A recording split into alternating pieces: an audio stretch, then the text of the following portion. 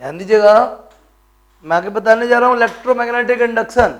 ठीक है, class 10th में इलेक्ट्रोमैग्नेटिक इंडक्शन का एक इंट्रोडक्शन दिया है। ठीक है ना, समझिएगा। सबसे पहले आता है मैग्नेटिक फ्लक्स। नोटिस कीजिएगा, हालांकि बहुत ज़्यादा इसमें है नहीं आपके 10th के सिलेबस में, लेकिन हाँ ये कि जितना भी है उतना जानना तो जरूरी है ना हमें। टॉपिक का नाम है इलेक्ट्रोमैग्नेटिक इंडक्शन। इंडक्शन से पहले जो हमें जरूरी है वो है मैग्नेटिक फ्लक्स। समझिएगा, मैंने थोड़ा बहुत आपको इलेक्ट्रिसिटी में इलेक्ट्रिक फ्लक्स के बारे में बताया होगा, और अब ये मैग्नेटिक फ्लक्स बताने जा रहा हूं। बात को समझिएगा, ये मेरे पास कोई टॉवेल है या कोई सरफेस है, और मैं जिधर पे प्रेजेंट हूं इधर पे एक मैग्नेटिक फील्ड है। ऐसा कंसीडर कर लेते हैं, जरूरी नहीं कि मैग्नेटिक फील्ड हो। इधर इस पूरे कमरे में मैग्नेटिक फील्ड है, और वो जो मैग्नेटिक फील्ड है वो इस डायरेक्शन से इस डायरेक्शन को मूव कर रहा है। ठीक है ना, जो मैग्नेटिक फील्ड है वो लेफ्ट साइड से राइट साइड को मूव कर रहा है। समझ रहे हैं बात को, ये मैग्नेटिक फील्ड है। इधर मैग्नेटिक फील्ड लाइंस मूव कर रही हैं। अब यहां से बहुत सारी मैग्नेटिक फील्ड लाइंस जो हैं इस तरह मूव करके जा रही हैं, और रास्ते में ये सरफेस है इसी तरीके से रखा हुआ है। फील्ड लाइंस लेफ्ट साइड से आ रही हैं और राइट साइड की तरफ मूव कर रही हैं। ये जो फील्ड लाइंस आ रही हैं ये कुछ इस सरफेस से भी क्रॉस होती होंगी, ये पक्की सी बात है। जब ये जो सरफेस है ये मैग्नेटिक फील्ड में प्रेजेंट है और magnetic field lines left side से राइट साइड की तरफ मूव कर रही हैं, तो फील्ड लाइंस इस सरफेस को भी क्रॉस करेंगी, इस सरफेस के थ्रू भी पास होंगी। ठीक है ना, समझ लीजिए कुछ भी ज्यादा इंटेंसिटी वाला फील्ड है, ज्यादा इंटेंसिटी मतलब maximum number of field lines. ठीक है ना, मैंने हालांकि आपको फील्ड लाइन की कहानी पहले बता रखी है। ज्यादा इंटेंसिटी मतलब ज्यादा number of field lines per unit area, मतलब फील्ड लाइंस की डेंसिटी ज्यादा होगी। तो मान लीजिए मेरे पास ये सरफेस है फील्ड में, तो मैंने देखा कि जो field lines left to right move कर रही थी उनमें से लगभग 40 फील्ड लाइन इस सरफेस से क्रॉस हुई। कितनी क्रॉस हुई? 40 फील्ड लाइन अभी क्रॉस हुई। मैंने क्या करा, इस सरफेस को ऐसा कर दिया। अब मुझे लगता है कि 80 फील्ड लाइन पास हुई होंगी। अब मैंने इसको ऐसे कर दिया तो मुझे लग रहा है कि 160 फील्ड लाइन पास हो रही होंगी। मैंने इसको ऐसे कर दिया, मुझे लगता है 320 फील्ड लाइंस पास हो रही होंगी। और मैंने इसको ऐसे कर दिया तो मुझे लगता है 640 फील्ड लाइंस पास होंगी। बात को अगर आप समझें, ये सरफेस का मैं एरिया बढ़ाते चला गया तो डेफिनेटली इससे पास होने वाली फील्ड लाइंस भी क्या होती जाएंगी, बढ़ती चली जाएंगी। समझ में आ रहा है ना, जितना ज्यादा सरफेस एरिया होगा उतनी ज्यादा नंबर ऑफ फील्ड लाइंस क्या होंगी, इसके थ्रू पास होंगी। बात को आगे समझिएगा। हुआ क्या, ये जो मैग्नेटिक फील्ड का सोर्स था, क्योंकि कोई ना कोई सोर्स होगा तभी तो मैग्नेटिक फील्ड लाइंस उधर से निकल रही हैं। ये जो मैग्नेटिक फील्ड का सोर्स था, उस सोर्स की हेल्प से हमने फील्ड का इंटेंसिटी और बढ़ा दिया। अगर फील्ड का इंटेंसिटी और ज्यादा बढ़ जाएगा तो यूनिट एरिया से पास होने वाली फील्ड लाइंस का नंबर भी बढ़ जाएगा, मतलब फील्ड लाइंस की डेंसिटी बढ़ जाएगी। क्या बढ़ जाएगी? डेंसिटी बढ़ जाएगी। क्या समझा आपने? अगर मैं इस सोर्स की या सोर्स की हेल्प से फील्ड की इंटेंसिटी बढ़ा दूं, क्या बढ़ा दूं? इंटेंसिटी, मतलब ज्यादा इंटेंसिटी वाला अगर मैं फील्ड बना दूं तो number of field line passes through unit area भी क्या हो जाएगा, इंक्रीज हो जाएगा, और बहुत सारी फील्ड लाइंस इस पर्टिकुलर सरफेस से क्रॉस होने लगेंगी। मतलब क्या हुआ, अगर आप एरिया बढ़ा देते हो तो नंबर ऑफ फील्ड लाइंस बढ़ जाती हैं, या आप क्या कर देते हो, इंटेंसिटी बढ़ा देते हो तो भी नंबर ऑफ फील्ड लाइंस बढ़ जाती हैं। दूसरी बात समझिएगा, अभी ना मैंने इस सरफेस को ऐसा रखा है तो लगभग 100 फील्ड लाइंस निकल रही हैं। अब मैंने ना इस सरफेस को थोड़ा सा, मान लीजिए छोटे में समझ में आएगा, ऐसे बड़े में तो क्लियर नहीं हो रहा, छोटा कर लें पहले। देखिएगा, अभी इस फील्ड लाइन से लगभग 100 अभी इस सरफेस से लगभग 100 फील्ड लाइंस जा रही हैं। मैंने इसको ऐसा कर दिया, ऐसा कर दिया तो कुछ फील्ड लाइंस कम हो जाएंगी। कैसे?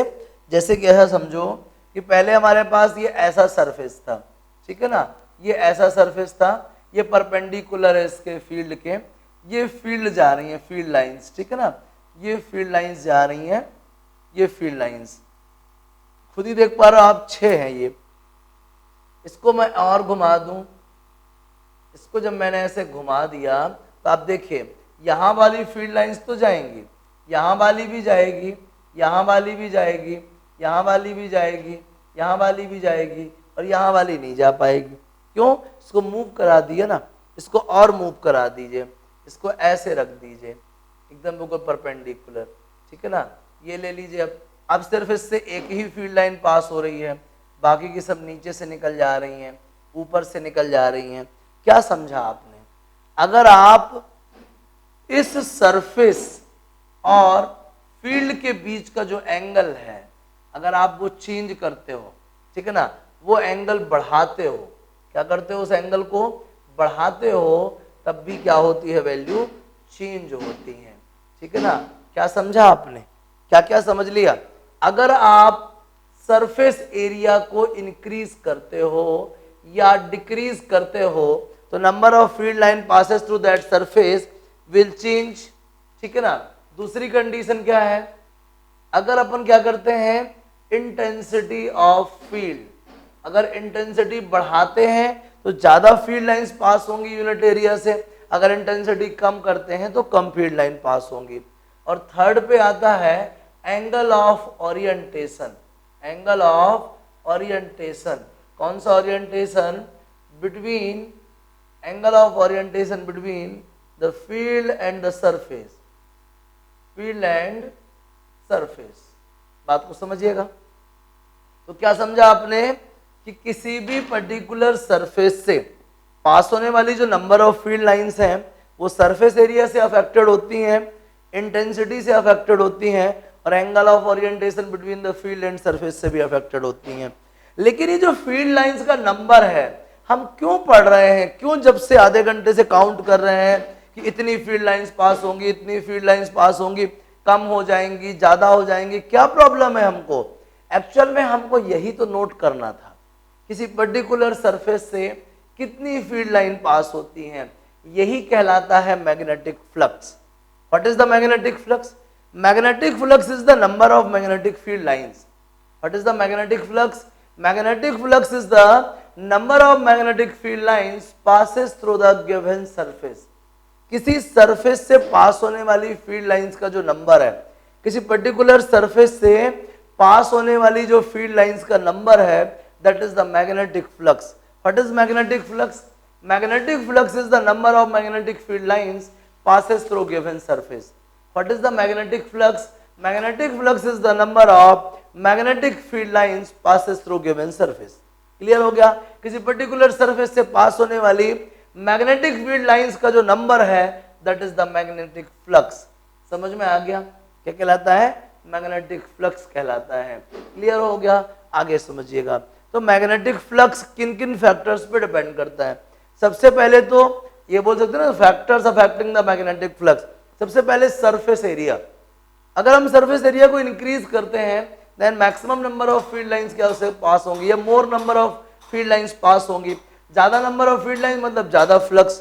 अगर आप इंटेंसिटी को इंक्रीज करते हो, अगर आप सोर्स की इंटेंसिटी बढ़ा देते हो, मतलब कि फील्ड लाइंस की डेंसिटी बढ़ा देते हो, मतलब यूनिट एरिया से ज्यादा अमाउंट पे फील्ड लाइंस पास होंगी, मतलब नंबर ऑफ फील्ड लाइंस ज्यादा होंगी, मतलब फ्लक्स ज्यादा होगा। और तीसरा आता है angle of orientation between the field and the surface. समझिएगा, इधर पे जो सरफेस का डायरेक्शन है, सरफेस का डायरेक्शन हमेशा किधर होता है? Perpendicular to the surface.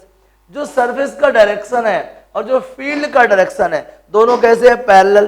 भाई ये सरफेस रखा है तो इसका नॉर्मल कहाँ होगा? इस साइड, और ये फील्ड कहाँ है? इस साइड। तो नॉर्मल इस तरफ भी होगा, ओपन क्लोज सरफेस में, सॉरी ओपन सरफेस में अपवर्ड डाउनवर्ड दोनों तरफ डायरेक्शन होती है एरिया की। समझिएगा, इधर पे फील्ड और दूसरा कौन? एरिया। फील्ड और एरिया दोनों कैसे हैं? पैरेलल हैं। फील्ड और एरिया दोनों कैसे हैं? पैरेलल। जब फील्ड और एरिया दोनों के बीच में 0 डिग्री होता है, उस टाइम पे फ्लक्स का अमाउंट मैक्सिमम होता है। फ्लक्स का अमाउंट क्या होता है? मैक्सिमम। दूसरा केस है पर्टिकुलर एंगल थीटा पे। अगर हम सरफेस को फील्ड के साथ किसी पर्टिकुलर एंगल थीटा से क्या कराते हैं? सेट करते हैं या थीटा ओरिएंटेशन पे रखते हैं, तो हाँ मैक्सिमम और मिनिमम तो नहीं, लेकिन हाँ पहले कंपैरिजन में कुछ कम अमाउंट में फ्लक्स होता है। लेकिन अगर अपन इस तरीके से रख दें कि फील्ड और सरफेस दोनों एक दूसरे के क्या हो जाएं, परपेंडिकुलर हो जाएं, तो उस सिचुएशन में अमाउंट ऑफ फ्लक्स क्या हो जाता है, जीरो हो जाता है। क्या हो जाता है, जीरो, क्योंकि ना के बराबर फील्ड लाइन उससे पास होती हैं, तो ना के बराबर मतलब कंपैरेटिवली जीरो, तो जीरो फील्ड लाइंस पास होंगी मतलब zero flux. What is the flux? Flux is the number of magnetic field lines passes through the given surface. ठीक है ना। फॉर्मूला क्या होता है इसका, हमेशा चाहे वो इलेक्ट्रिक फ्लक्स हो चाहे मैग्नेटिक फ्लक्स हो, फ्लक्स का सिंबल होता है फाई और इसका फॉर्मूला होता है field into area into cos theta. क्या होता है, field into area into cos theta. क्यों होता है समझिएगा, ये क्या है, एरिया है और ये क्या है, फील्ड है। ठीक है ना, फील्ड और एरिया के बीच में थीटा एंगल है। अगर इन दोनों के प्रोडक्ट की बात करी जाए तो मुझे बी चाहिए एक ही डायरेक्शन में, तो आगे जब आप पढ़ोगे बड़ी क्लास में बी एक ही डायरेक्शन में क्या होगा, बी कॉस थीटा होगा। क्या होगा, बी कॉस थीटा। और ए बी की डायरेक्शन में क्या होगा, ए कॉस थीटा। चाहे आप इसको यूज करें चाहे इसको यूज करें, चाहे बी ए कॉस थीटा लिखें चाहे ए बी कॉस थीटा लिखें, बात वही है। तो फ्लक्स का फॉर्मूला क्या होता है, field into area into cosine of the angle between the field and the area. समझ में आ गया। तो इसको वेक्टर में भी ऐसे लिखते हैं, फाई तो स्केलर क्वांटिटी है, vector B dot vector A. मैंने वेक्टर आपको सिर्फ इसलिए बता दिया कोई आपको चमकाए ना, बाकी आपको ज्यादा ध्यान नहीं देना इस पे, आपका काम हो गया फ्लक्स के फॉर्मूले से। फील्ड इनटू एरिया इनटू क्या, cos theta. If theta is equals to zero, theta zero मतलब क्या हुआ कि जो सरफेस है वो फील्ड के परपेंडिकुलर है, मतलब जो नॉर्मल है वो फील्ड के पैरेलल है, और normal is always perpendicular to the क्या, फील्ड। तो फ्लक्स क्या होगा, मैक्सिमम कितना होगा भैया, बी ए होगा। अगर थीटा क्या है, 90 डिग्री है, कैसा है, 90 डिग्री, तो फ्लक्स क्या होगा, फ्लक्स होगा जीरो। फ्लक्स क्या होगा, जीरो। क्यों, कॉस 90 का वैल्यू क्या बताया मैंने आपको, जीरो बताया। और अगर थीटा क्या है, 180 डिग्री है, 180 कब होता है, जब फील्ड और एरिया दोनों अपोजिट हो, तो उस टाइम पे फ्लक्स क्या होता है, मिनिमम होता है। कितना होता है, माइनस बी ए। कितना होता है, माइनस बी ए। इस तरीके से आपको क्या मालूम चल गया, मैग्नेटिक फ्लक्स मालूम चल गया, और साथ ही साथ ये मालूम चल गया कि मैग्नेटिक फ्लक्स किन किन फैक्टर्स पे डिपेंड करता है। तो what is the magnetic flux, magnetic flux is the number of magnetic field line passes through the given surface, on which factors it depend, surface area, intensity of field and angle of orientation between the field and the surface. Area बढ़ाओगे flux बढ़ेगा, intensity बढ़ाओगे flux बढ़ेगा। अगर उनके बीच का angle 0 degree ले लोगे तो फ्लक्स मैक्सिमम होगा, और जैसे जैसे एंगल को इंक्रीज डिक्रीज करते चले जाओगे वैसे वैसे फ्लक्स क्या होता चला जाएगा, इंक्रीज होता चला जाएगा। समझ में आ गया बढ़िया से। चलिए जल्दी से उसको नोट कर लीजिए, फिर कहानी बताते हैं कि आखिर फ्लक्स भी क्यों पढ़ रहे थे। अभी तो ये बताया कि ये फैक्टर क्यों डिस्कस कर रहे थे, क्योंकि हमें फ्लक्स जानना था। अब ये बताने जा रहा हूं कि फ्लक्स क्यों पढ़ रहे थे, समझिएगा। जल्दी से नोट कर लीजिए इसको, फिर आगे बात करते हैं। बहुत ही मजेदार चीज है। एक भाई साहब थे माइकल फेराडे, ये माइकल फेराडे की ही आग लगाई हुई है, जो आपको पढ़ना पड़ रहा, मुझे पढ़ाना पड़ रहा है। समझ आ गया। चलिए नोटिस कीजिएगा।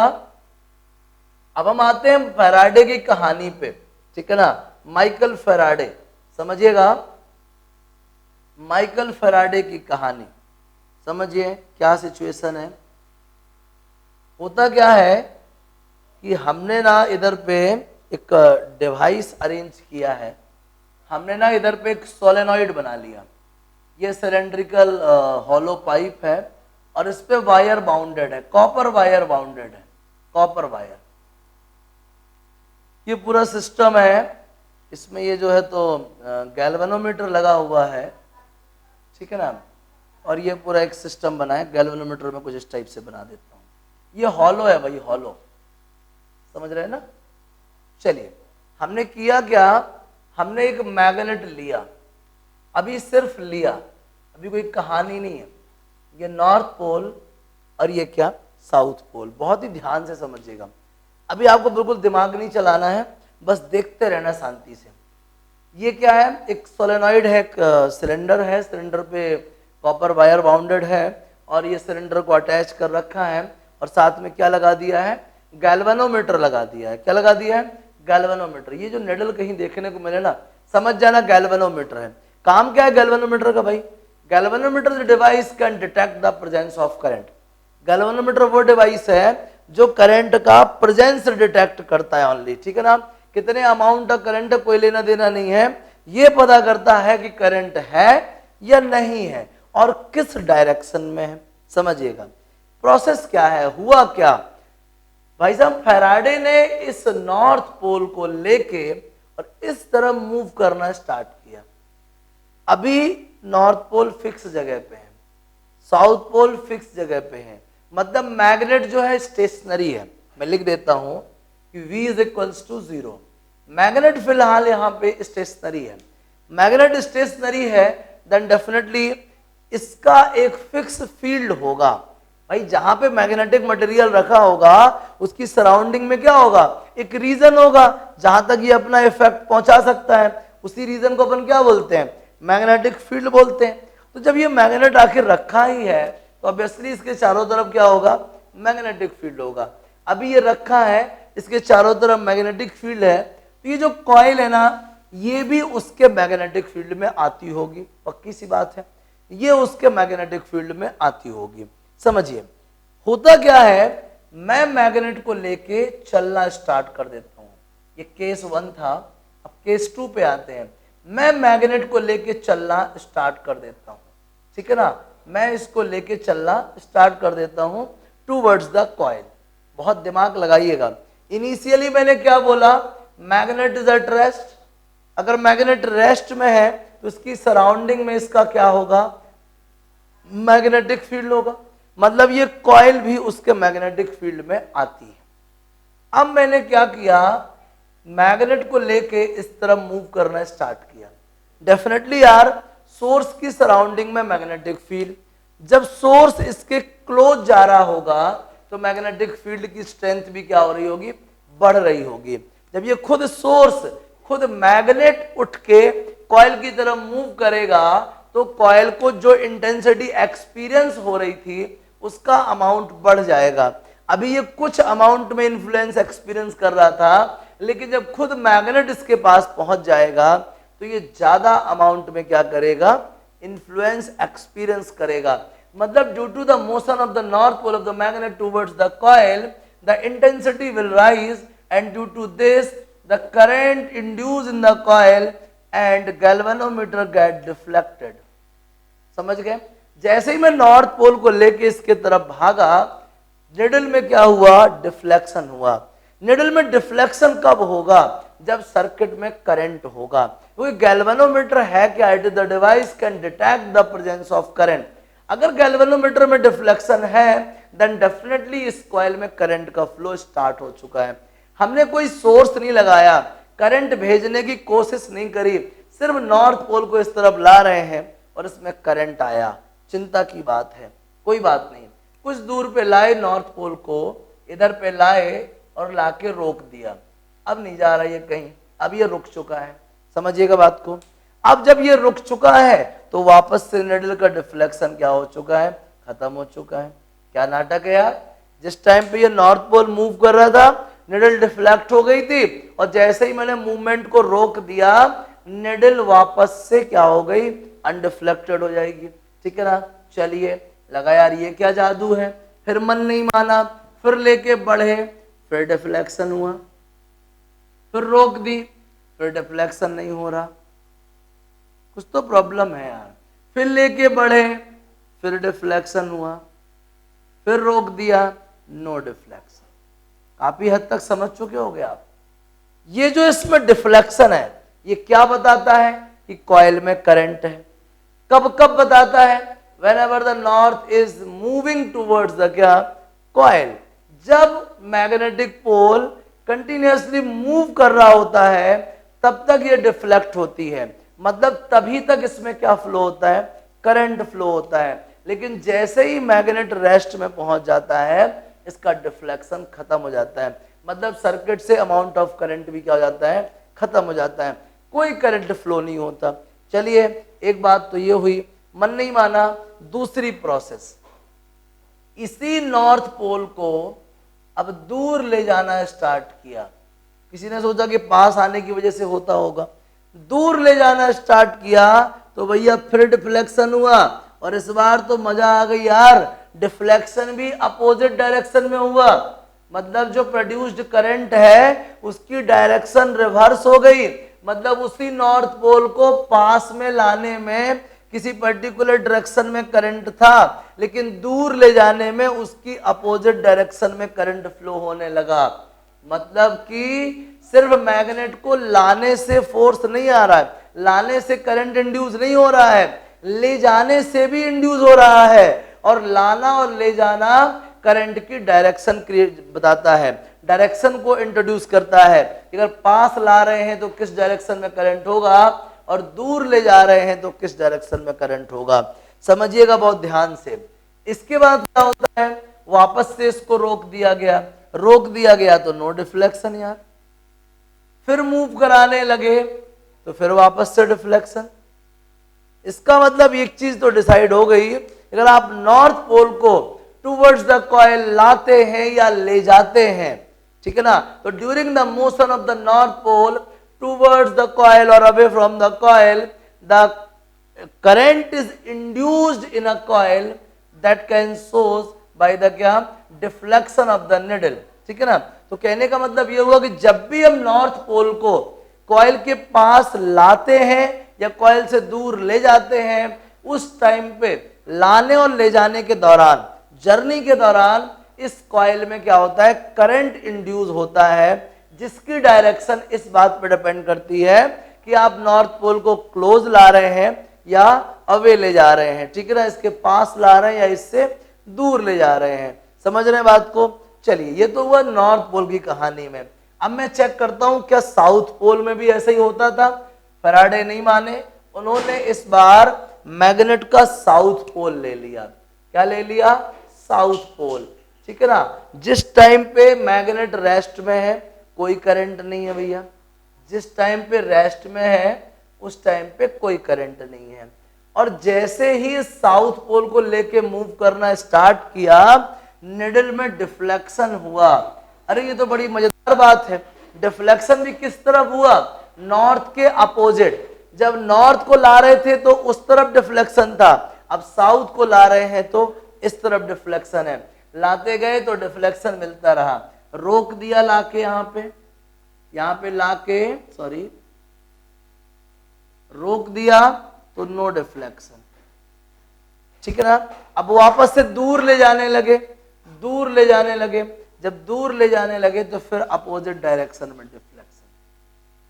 लोगों ने मान लिया, समझ लिया कि आखिर ये जो निडल का डिफ्लेक्शन है, आखिर ये जो इंड्यूस्ड करंट है, ये किस बात पे डिपेंड करता है, किसी मैग्नेट की मोशन पे डिपेंड करता है। मैग्नेट की मोशन, अगर आप नॉर्थ पोल को पास ला रहे हैं तो किसी पर्टिकुलर डायरेक्शन में करंट फ्लो होगा, लेकिन अगर आप साउथ पोल को ला रहे हैं तो डेफिनेटली उसके अपोजिट डायरेक्शन में करंट फ्लो होगा। अगर आप नॉर्थ पोल को दूर ले जा रहे हैं तो किसी पर्टिकुलर डायरेक्शन में करंट फ्लो होगा। अगर साउथ पोल को दूर ले जा रहे हैं तो जस्ट उसकी अपोजिट डायरेक्शन में करंट फ्लो होगा। मतलब कहने का ये हुआ, फैराडे ने ये बताया कि अगर आप किसी कंडक्टिंग कॉइल के पास मैग्नेटिक पोल को लाते या ले जाते हैं तो उस कॉइल में करंट इंड्यूस होता है। ठीक है ना, लगा लोगों को कि अरे यार ये सिर्फ मैग्नेट के लाने ले जाने से होता है। तो आप खुद ही अपने दिमाग पे जोर दीजिए कि अब मान लीजिए आप इधर पे बैठे हो, पढ़ाई कर रहे हो। क्या कर रहे हो, पढ़ाई कर रहे हो। एक बल्ब इधर जल रहा है, ठीक है ना, क्या जल रहा है, बल्ब जल रहा है। आपको रोशनी मिल रही होगी, कौन मिल रही होगी, रोशनी। ठीक है, आपको रोशनी मिल रही होगी, आप पढ़ पा रहे होगे। लेकिन वही बल्ब अगर इधर पे लग जाए तो क्या लगता है आपको, आपको ज्यादा रोशनी मिलेगी। वही बल्ब अगर इधर लग जाए तो आपको ज्यादा रोशनी मिलेगी। वही बल्ब अगर आपकी स्टडी टेबल पे लग जाए तो आपको क्या है, और ज्यादा रोशनी मिलेगी। मतलब कहने का जैसे जैसे डिस्टेंस कम होता जाएगा वैसे वैसे लाइट का इंटेंसिटी क्या हो जाएगी, कंपैरेटिवली बढ़ती चली जाएगी। वही कहानी मैग्नेटिक पोल्स में है। अभी ये मैग्नेट इधर रखा है तो इधर कम इन्फ्लुएंस है, इधर आ चुका है तो ज्यादा इन्फ्लुएंस है। मतलब वो मैग्नेट की मोशन नहीं, इंटेंसिटी में वेरिएशन की वजह से करंट प्रोड्यूस करता है। वो सिर्फ और सिर्फ मैग्नेट की मोशन नहीं है, उसको मैग्नेट की मोशन से मत पहचानो। किससे पहचानो? चेंज इन इंटेंसिटी से पहचानो। क्योंकि मैग्नेट को पास लाने या दूर लाने में अगर सिर्फ और सिर्फ कुछ होता है तो वो होता क्या है? Variation in intensity of magnetic field. क्या होता है वो? Variation in intensity of magnetic field. अगर आप मैग्नेट को किसी भी मटेरियल के पास ले आएंगे तो उसको ज्यादा इन्फ्लुएंस एक्सपीरियंस होगा, दूर ले जाएंगे तो कम इन्फ्लुएंस एक्सपीरियंस होगा। मतलब कि अगर किसी कॉइल से लिंक्ड मैग्नेटिक फील्ड की इंटेंसिटी को अगर अपन कंटिन्यूअसली चेंज करते हैं तो उस कॉइल में करंट इंड्यूस होता है। क्या होता है? करंट इंड्यूस होता है। किसने बोला? फैराडे ने बोला। किसने बोला? फैराडे ने। और देखिए दूसरे क्या फैक्टर है। इसके बाद हुआ ये कि क्या करा गया? इस कॉइल का सरफेस एरिया चेंज करा गया। क्या चेंज करा गया? इस कॉइल का सरफेस एरिया चेंज करा गया। जब कॉइल का सरफेस एरिया चेंज किया तब भी अमाउंट ऑफ करंट क्या हुआ? वेरिएबल हुआ, या अमाउंट ऑफ करंट इंड्यूस हुआ। मैग्नेट को फिक्स रख दिया, कॉइल को फिक्स रख दिया, लेकिन कंटिन्यूअसली क्या करा? इसका सरफेस एरिया चेंज करते रहे, उससे भी इसमें करंट क्या हुआ? इंड्यूस हुआ। तीसरी चीज क्या किया? एंगल वेरी कराते रहे। तो कुल मिला के फाइनली फैराडे इस कंक्लूजन पे पहुंचे कि अगर अपन किसी भी कॉइल से लिंक्ड जो फ्लक्स है, अगर उस फ्लक्स को चेंज करते हैं, ठीक है ना, फ्लक्स को क्या करते हैं? चेंज करते हैं, तो क्या होगा? उस कॉइल में ईएमएफ इंड्यूस होगा। क्या होगा? ईएमएफ इंड्यूस होगा। क्या होगा? इंड्यूस, ठीक है ना। उसी इंड्यूस्ड ईएमएफ की वजह से क्या मिलेगा आपको? इंड्यूस करंट मिलेगा। क्या मिलेगा? Induce current. बताइए फैराडे ने क्या बोला? फैराडे ने कहा कि अगर अपन किसी भी कॉइल से लिंक्ड, कौन सी कॉइल? वो कॉइल जो किसी मैग्नेटिक फील्ड में प्रेजेंट हो, अगर अपन ने कभी भी किसी कॉइल से लिंक्ड फ्लक्स को चेंज किया, कॉइल से लिंक्ड फ्लक्स को चेंज किया, तो due to the change in flux there is an EMF induced in the coil due to which the induced current flowing through the coil. ठीक है ना। Faraday के हिसाब से अगर आप किसी भी कॉइल से लिंक्ड मैग्नेटिक फ्लक्स को चेंज करते हैं तो उस कॉइल में ईएमएफ इंड्यूस होगा और उस कॉइल में इंड्यूस करंट फ्लो होने लगेगा। ये फैराडे का लॉ था। इसको नोट करिए, बुक रीड करिए, फिर इसके आगे की कहानी सुनाते हैं। नोट कीजिए प्लीज। फैराडे ने इलेक्ट्रोमैग्नेटिक इंडक्शन के दो लॉ दिए, ठीक है ना। फैराडे लॉ, बच्चों को लग रहा होगा सर आपने इलेक्ट्रोमैग्नेटिक इंडक्शन तो बताया ही नहीं। देखो, एक फर्स्ट लॉ, दूसरा सेकंड लॉ। ये इलेक्ट्रोमैग्नेटिक इंडक्शन क्या है अभी जस्ट बताते जा रहा हूं मैं कि जब भी अपन किसी कॉइल से लिंक्ड मैग्नेटिक फ्लक्स को चेंज करते हैं तो उस कॉइल में ईएमएफ इंड्यूस होता है। उसी इंड्यूस्ड ईएमएफ की वजह से उस कॉइल के थ्रू इंड्यूस्ड करंट फ्लो होने लग जाता है। ठीक है ना। अब आप ईएमएफ वगैरह पे फोकस मत करना, आपके सिलेबस से बहुत दूर की बात चल रही है। बस ये वर्ड्स हैं, इनको ध्यान में रखिए, ये यूज होने बस खत्म, और बाकी परेशान मत होइए। तो what is the electromagnetic induction? It is the induction of the electric current. It is the induction of electric current in a coil due to the change in the magnetic flux linked to that coil. किसी coil से linked magnetic flux को अगर अपन change करते हैं तो उस coil में EMF induce होगा और इंड्यूस्ड करंट फ्लो होने लगेगा। इस इंड्यूस्ड करंट के फ्लो होने की प्रोसेस क्या कहलाती है? इलेक्ट्रोमैग्नेटिक इंडक्शन कहलाती है। कहलाती है electromagnetic induction. What is the electromagnetic induction? The induction of electric current due to the change in the magnetic flux linked to a coil.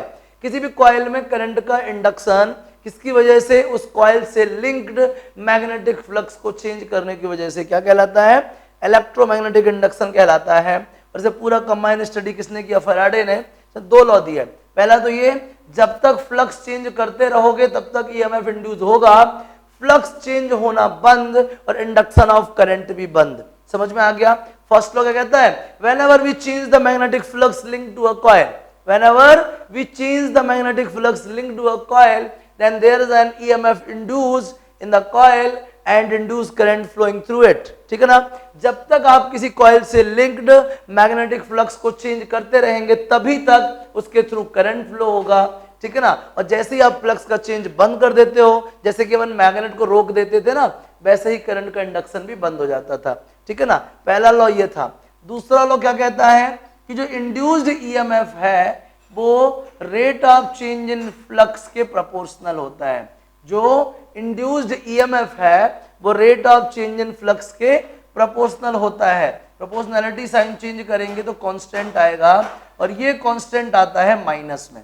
कैसे? मतलब अगर आप फ्लक्स को किसी पर्टिकुलर डायरेक्शन में चेंज करते हैं तो ईएमएफ उसकी अपोजिट डायरेक्शन में इंड्यूस होता है, ईएमएफ उसकी अपोजिट डायरेक्शन में इंड्यूस होता है। ये थे फैराडे के दो लॉ। पहला कहता है जब तक फ्लक्स चेंज करोगे तभी तक करंट इंड्यूस होगा, और दूसरा कहता है induced EMF depends upon the rate of change in flux. समझ में आ गया? चलिए, ये थे फैराडे के लॉ। लेकिन फैराडे के बाद आते हैं कौन? फैराडे के बाद लेंज आते हैं, लेंज। और लेंज ने बताया कि वो जो इंड्यूस्ड ईएमएफ है या इंड्यूस्ड करंट है उसकी डायरेक्शन क्या होती है, ठीक है ना। फैराडे ने क्या बताया कि करंट इंड्यूस होता है, इंड्यूस्ड ईएमएफ इतना होता है। तो लेंज ने पूछा कि आखिर वो किस डायरेक्शन में करंट इंड्यूस होता है। तो इसके लिए किसने मेहनत करी? लेंज ने। और लेंज ने क्या दिया? Lenz law of conservation of energy, Lenz law of conservation of energy या Lenz law to determine the direction of the induced current. समझिए, लेंज क्या कहते हैं? लेंज कहते हैं जो जिससे पैदा होता है उसका अपोज करता है, जो जिससे पैदा होता है उसका अपोज करता है। According to the Lenz law, the induced current is directed in a particular direction in such a way that can oppose the cause which produced it। कहते हैं किसी भी कॉइल में जो इंड्यूस्ड करंट है उसकी डायरेक्शन कुछ इस टाइप की होती है जिससे वो उस चीज का अपोज करे। किस चीज का? उस कॉज का, उस रीजन का जिसकी वजह से वो इंड्यूस हुआ है। तो according to the Lenz law, the direction of the induced current in such a way that can oppose the cause which produced it। क्या कहते हैं? लेंज के हिसाब से किसी भी कंडक्टिंग कॉइल में जो इंड्यूस्ड करंट है उसकी डायरेक्शन कुछ इस टाइप की होती है ताकि वो उस कॉज का अपोज कर सके जिसकी वजह से वो प्रोड्यूस हुआ है। समझना एक मजे की बात, ये हमारे पास एक वॉल है, ठीक है ना। ये कोई मटेरियल है कंडक्टिंग कॉइल की, मतलब कंडक्टिंग मटेरियल की वॉल है। मैंने ना इधर पे क्या लेके आया?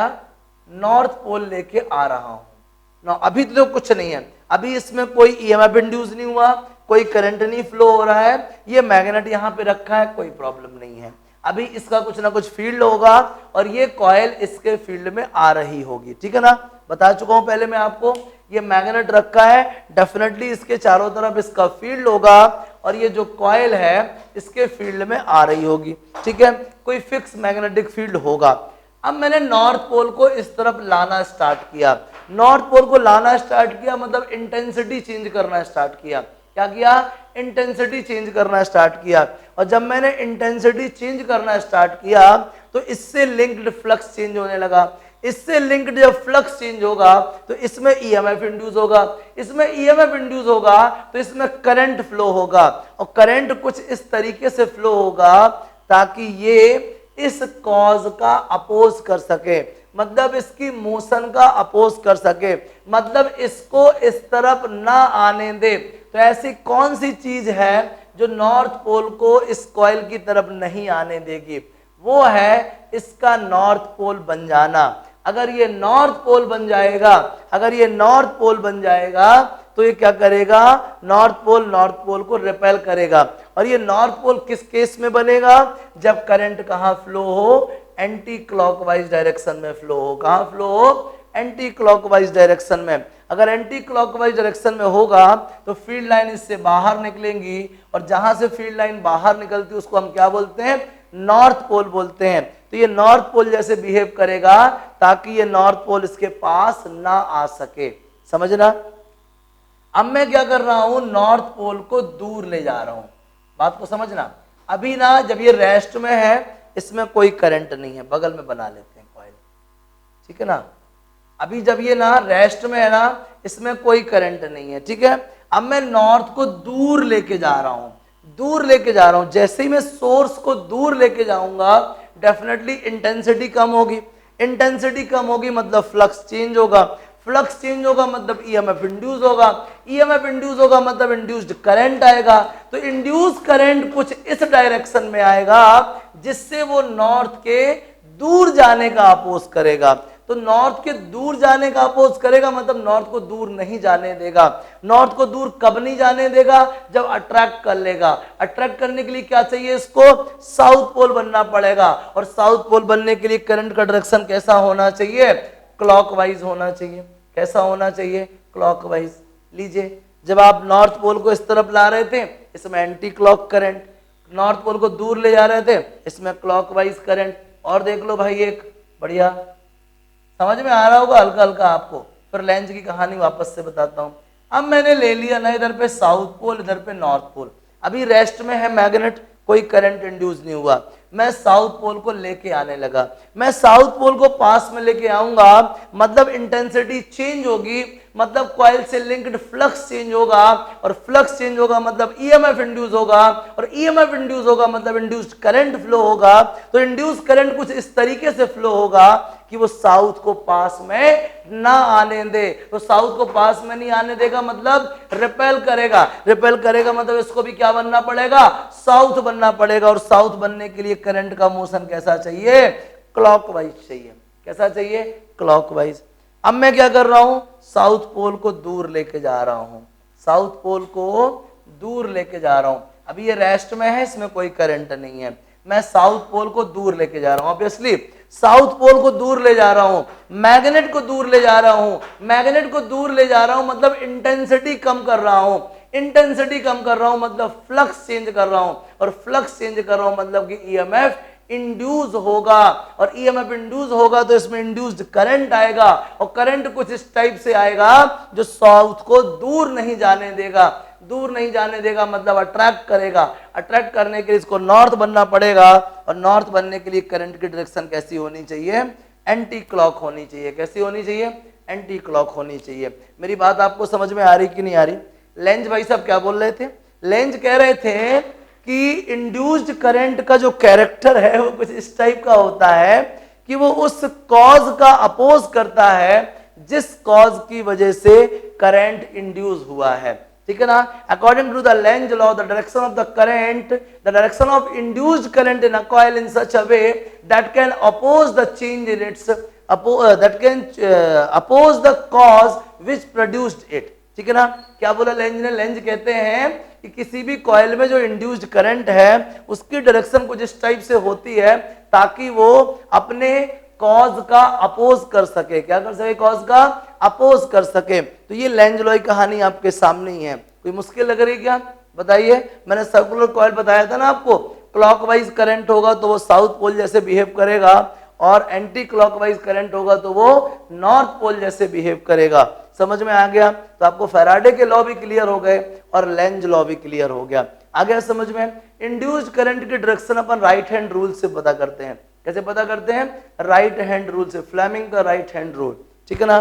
क्या है फ्लेमिंग का राइट हैंड रूल भाई?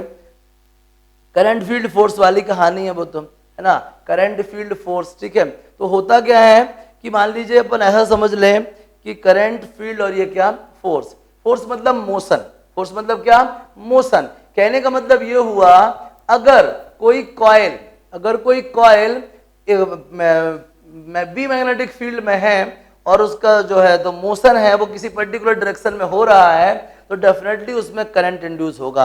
राइट हैंड रूल क्या कहता है? फ्लेमिंग का right hand rule, whenever we stretch our middle finger, forefinger and thumb perpendicularly and forefinger shows the direction of present magnetic field, forefinger shows the direction of present magnetic field and thumb shows the direction of motion of the body, shows the motion of the coil, thumb shows the motion of the coil, then current induced in a coil in the middle direction, then the current induced in a coil इन क्या, middle finger या in this direction, ठीक है ना। तो अगर आप अपने right hand की मिडिल फिंगर, फोर फिंगर और थंब को परपेंडिकुलरली स्ट्रेस करें और फोर फिंगर फील्ड की डायरेक्शन बताती है और थंब मोशन ऑफ कॉइल की, तो इंड्यूस करंट किस डायरेक्शन में होगा, मिडिल फिंगर की डायरेक्शन में। किस डायरेक्शन में होगा, मिडिल फिंगर की डायरेक्शन में। तो इतना सब कुछ आप नोट करिए, इतना सब कुछ ये रीड करिए, एनसीईआरटी पढ़िए, नोट्स भेजा है नोट्स को पढ़िए, तो ये सारी चीजें आपको स्ट्रांगली क्लियर हो जाएंगी।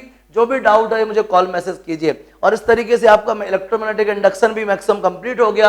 अब आखिरी टॉपिक बाकी है जनरेटर। क्या बाकी है, generator. AC generator, DC generator दोनों पढ़ना चाहो दोनों पढ़ा देंगे, कोई मुश्किल नहीं है। और फिर आखिरी में आता है क्या, डोमेस्टिक सर्किट्स, ठीक है ना। तो आप इनको बढ़िया से पढ़ लीजिए, जो भी मुश्किल लगे मुझे पूछिए। एनसीईआरटी रीड करना है, नोट्स पढ़ना है, जो भी डाउट है कैसा भी डाउट है मुझे कॉल मैसेज करना है। क्लियर है ना। चलिए नोट कर लीजिए, फिर जनरेटर डिस्कस करते हैं। नोट कीजिए प्लीज।